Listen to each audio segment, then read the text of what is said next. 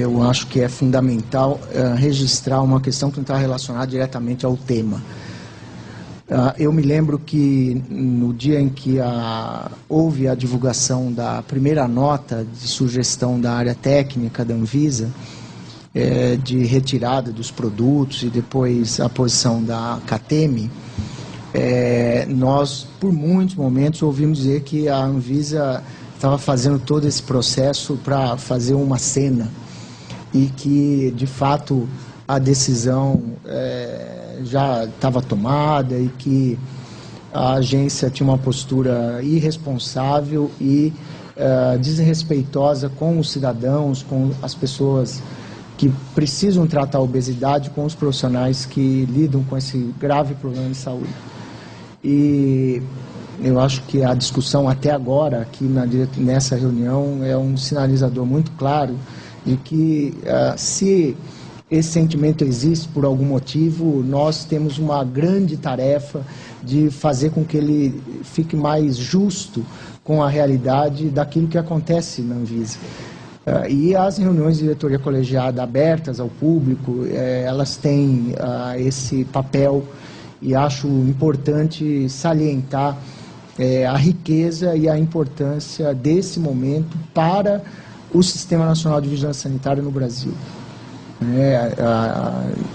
Que as pessoas possam perceber a complexidade da tomada de uma decisão como essa, possam perceber a complexidade das informações, essa questão de como se lida com observações distintas dos dados que a ciência produz na tomada de decisões que se refere à vida de todos nós e a responsabilidade que nós temos em relação a isso. E aí, nesse sentido, eu acho que o que foi falado, Cília, Jaime, Agenor, só enriquecem ainda mais esse processo todo. É claro, e nós conseguimos chegar a uma questão muito precisa de onde estão essas divergências. Eu acho que elas não ficam em nenhum momento em algo que ficou perdido ao longo do processo. As divergências ficam em questões muito objetivas, não se referem a nenhum sentimento da nossa parte de dever a qualquer segmento, a qualquer outra decisão tomada fora do Brasil, que não a busca de uma tomada de decisão que tenha repercussão prática, que consiga ser factível na realidade do Sistema Nacional de Vigilância Sanitária no Brasil, na realidade do sistema de saúde brasileiro e com as responsabilidades que nós conseguimos ou não cumprir aqui, não é?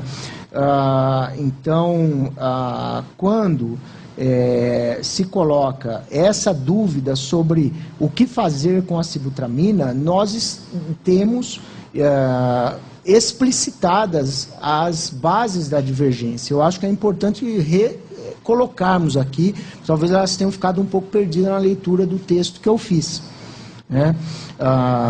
A sibutramina, ela é um produto que foi registrado no Brasil há não muito tempo atrás, já sob um normativo sanitário rigoroso do ponto de vista da exigência de comprovação de eficácia clínica.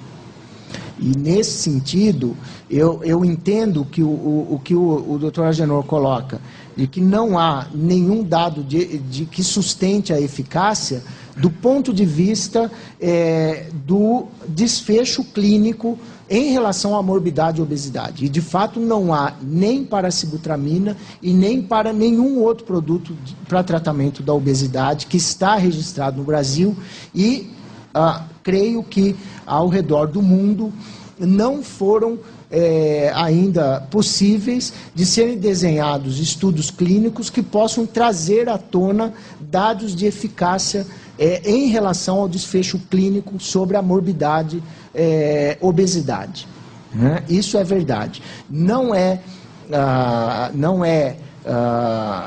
válido esse argumento para aquilo que os estudos clínicos que tratam de obesidade hoje implicam, que é a comprovação da perda de peso.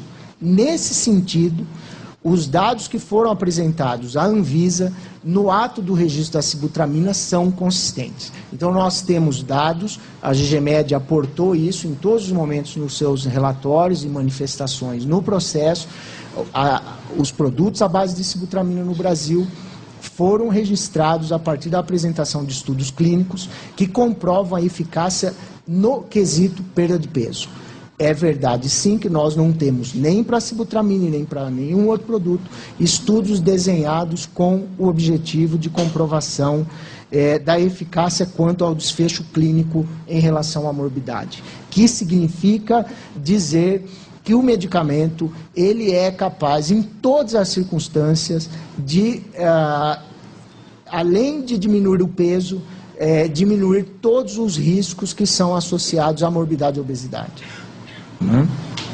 Bom, isso é só para colocar de maneira clara. A divergência em relação às posições que foram colocadas, elas residem nesse ponto. A CATEM argumenta que, do ponto de vista de desfecho clínico, nós não temos nenhuma possibilidade de comprovação da eficácia da sibutramina. E argumenta também que é possível e é necessário e é prudente extrapolarmos os dados colhidos no SCOUT, realizado com 10.574 pacientes, para todos os pacientes que sofrem de obesidade que precisariam usar a sibutramina. A divergência está colocada aí. Por quê?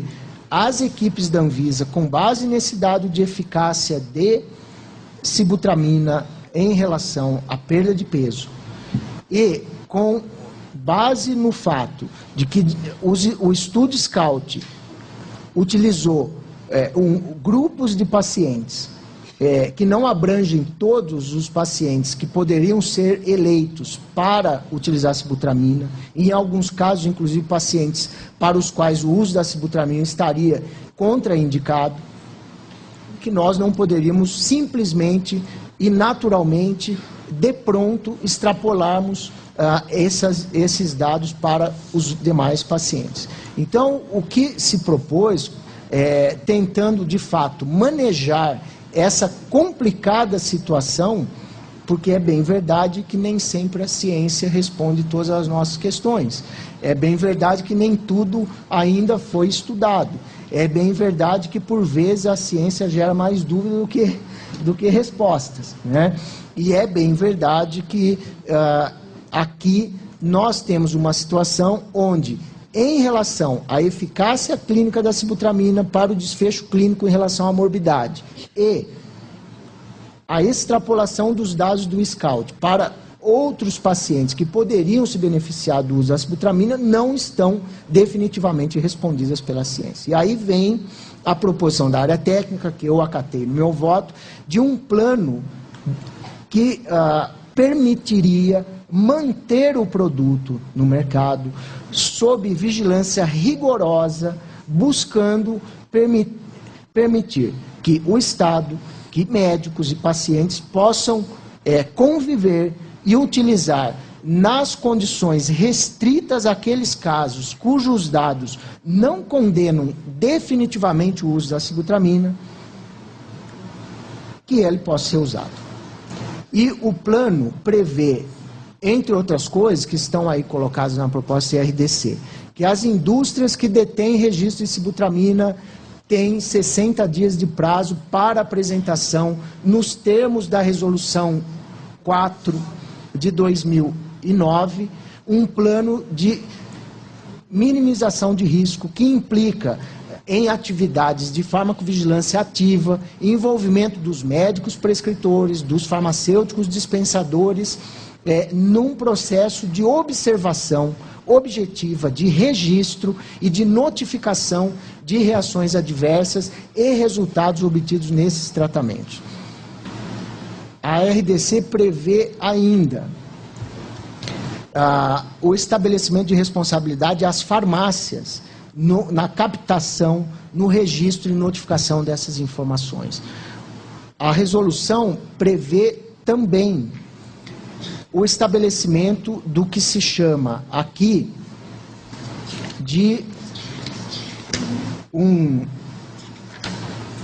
termo de responsabilidade, esclarecimento para uso do medicamento contendo sibutramina, onde o médico declarará de maneira formal que informou ao paciente que o medicamento contendo sibutramina foi submetido a um estudo com 10.744 pacientes, quais foram os resultados desse estudo, que as indicações de eficácia do medicamento contendo sibutramina estão sujeitas às seguintes restrições, e ainda que o uso da sibutramina está contraindicado em pacientes com determinadas características e que as precauções de uso para o paciente devem ser as seguintes, e ainda que o uso da sibutramina no Brasil está em período de monitoramento do seu perfil de segurança. E a resolução estabelece que esse monitoramento será de 12 meses.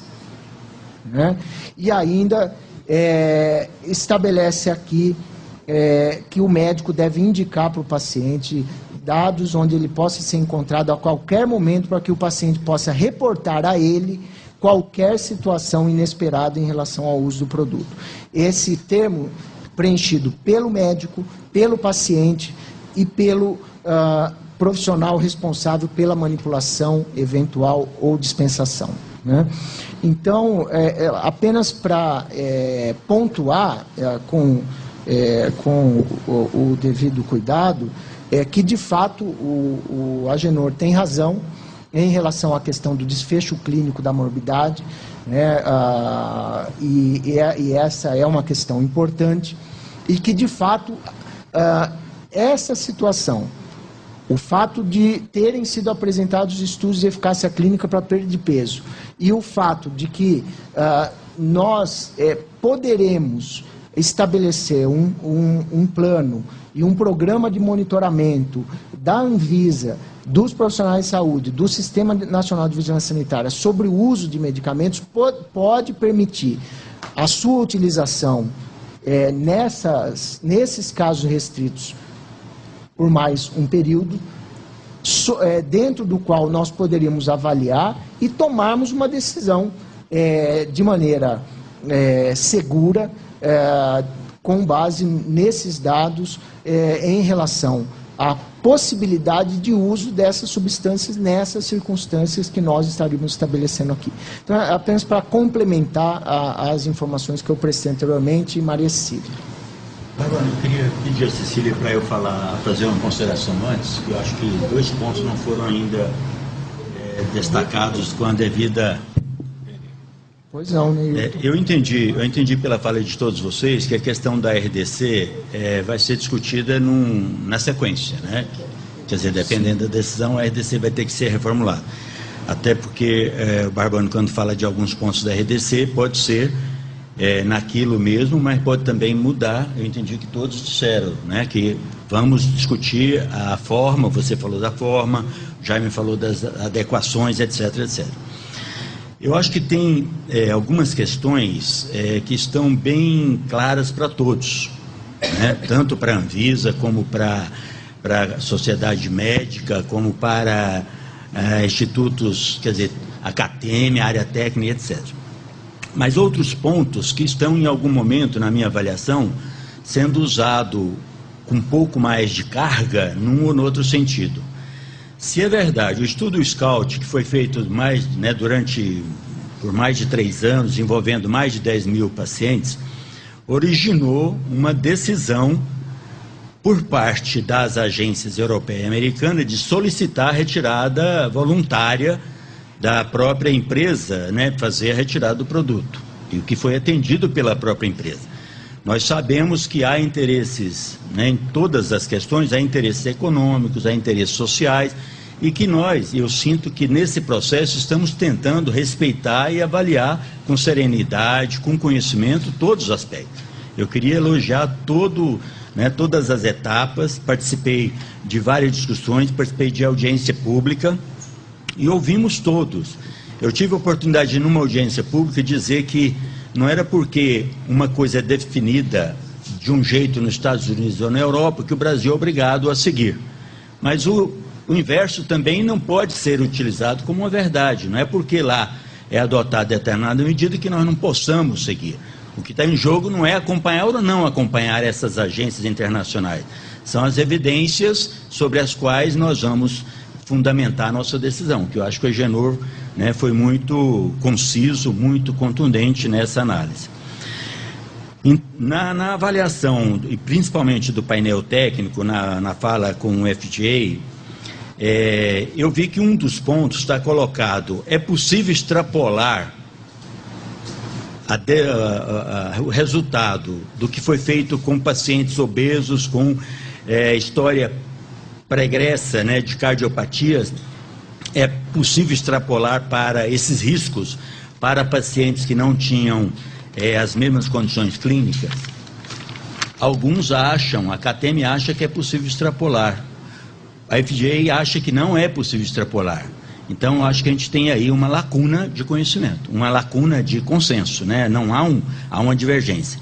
Por outro lado, algumas pessoas com bastante, que eu considero assim, bastante importância, fazem o inverso, de dizer que o fato de não poder extrapolar significa que há segurança para aqueles pacientes que não apresentavam previamente as situações de patologias cardíacas. O que não podemos aceitar de maneira nenhuma. Não é porque uma coisa não comprova que aquilo é verdade que o oposto passa a ser uma medida de segurança. Então, acho que esse é um ponto que a gente precisaria destacar, né, na nossa reflexão e principalmente nas nossas, vamos dizer assim, na nossa condução.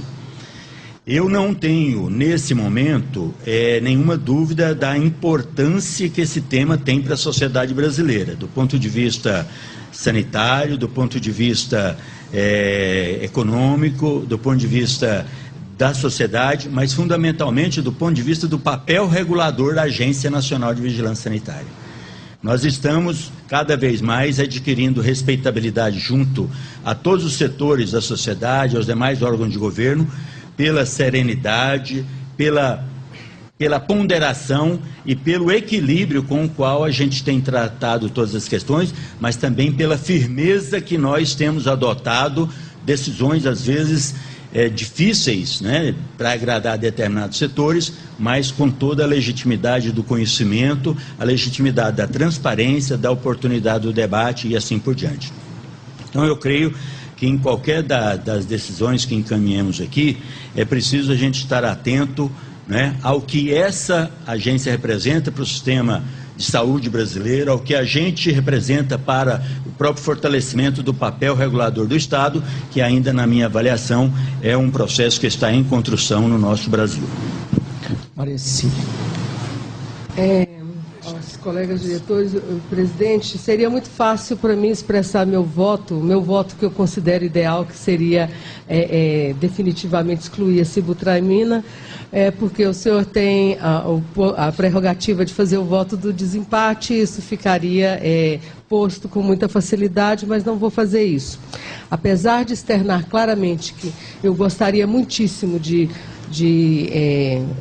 excluir a sibutramina do nosso rol de medicamentos, não posso desconsiderar a complexidade da regulação desse processo, o apelo das sociedades médicas e a responsabilidade que as nossas áreas técnicas fizeram e trabalharam durante todo esse período. Então, entendo que a manutenção da sibutramina, ela deve ser considerada como uma questão sob observação e sob vigilância, porque temo muito que as pessoas possam relativar todos esses processos que nós indicamos como responsabilidade. Nós sabemos que os termos de responsabilidade muitas vezes não são sequer do conhecimento de quem os utiliza. Nós sabemos que a subnotificação é muitas vezes propositalmente para beneficiar esse ou aquele produto. Nós sabemos que somente com a responsabilidade de todos os segmentos da sociedade nós podemos continuar garantindo a presença desse produto no mercado. Como a qualquer momento nós podemos retomar essa discussão, acho que é prudente que nós o façamos ainda sob um período de vigilância rigorosa como previsto, e eu gostaria que nós tivéssemos um prazo para que nós pudéssemos voltar à análise desse assunto ainda numa situação mais próxima de, no máximo, 1 ano e meio, 2 anos, uma reavaliação desse processo. 1 ano. Ok. Bom, eu estou entendendo, então, que há uma proposição de encaminhamento para consolidação das posições sobre o que eu propus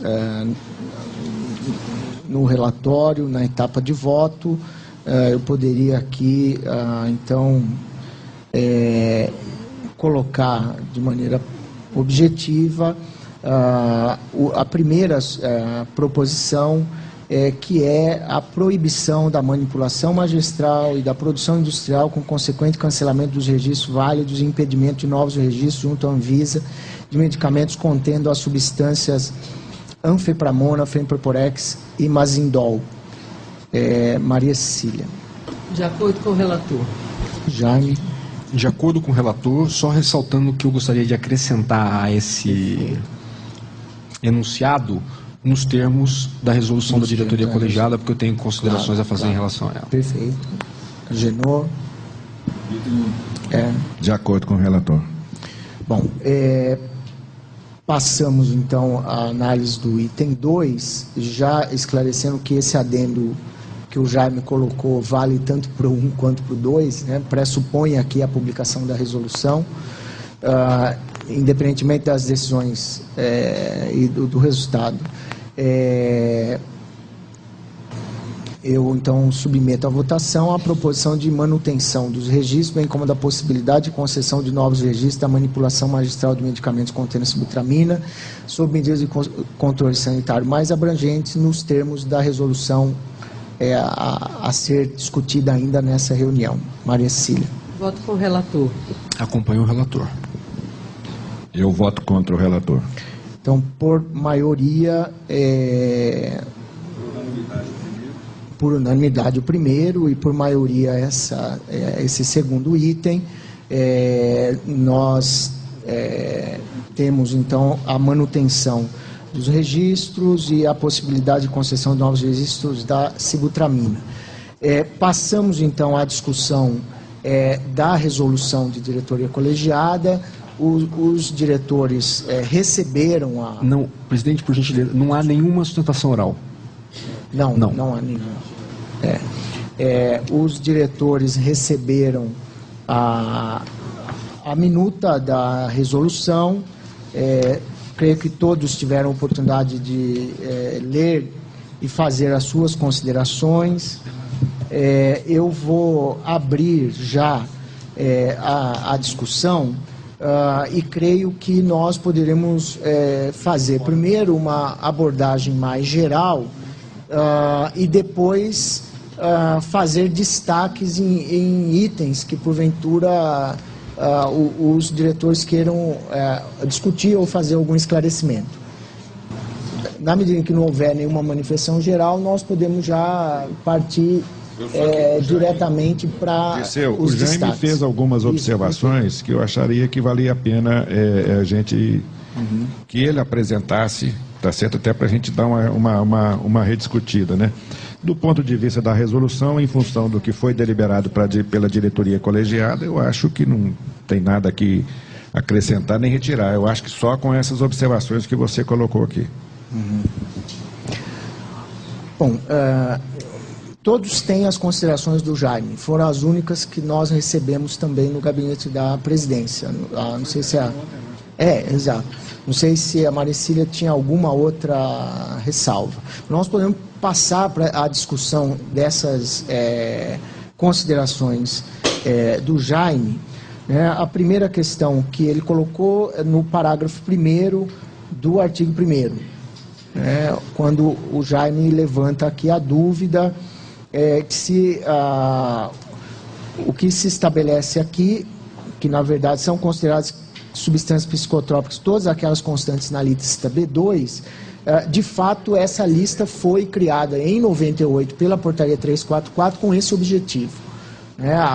E agora vai se manter aqui as substâncias porque não houve nenhuma proposição de proscrição dessas substâncias do mercado brasileiro. Não.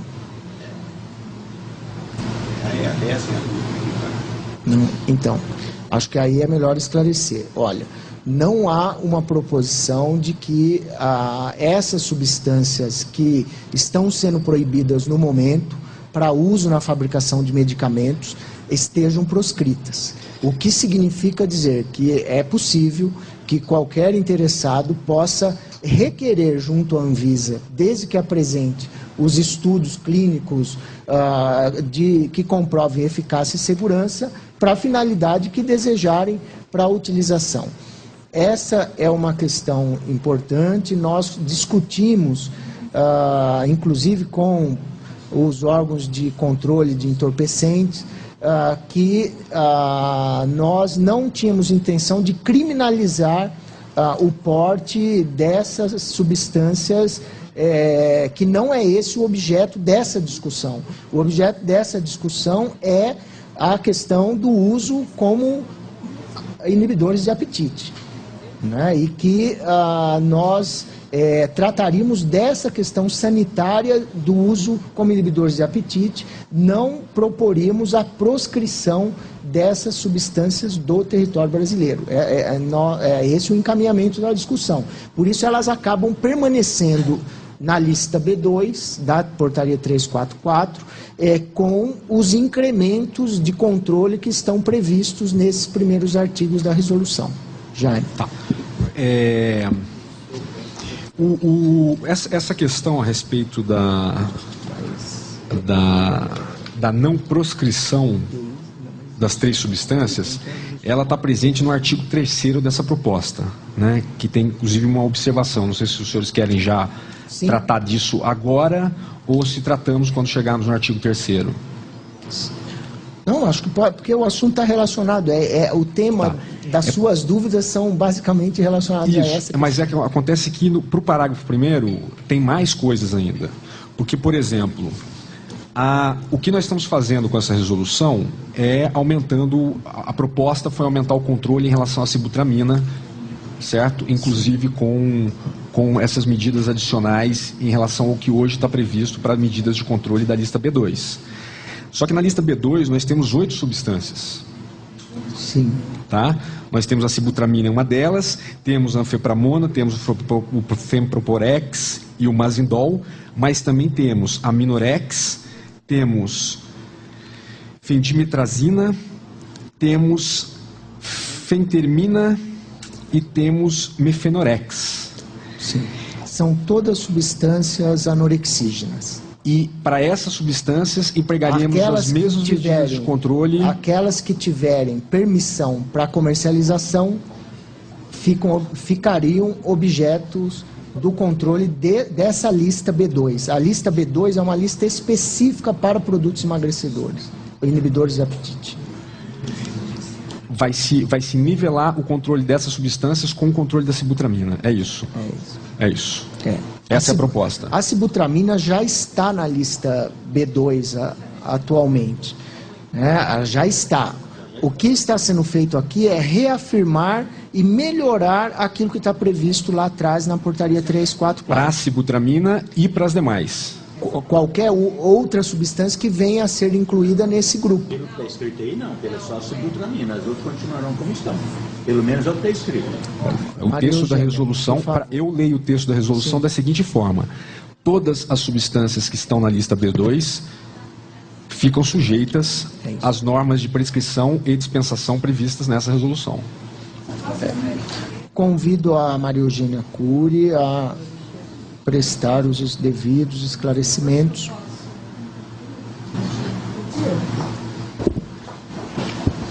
O Plasma me deu o maior cano hoje, né? Estou de briga com ele.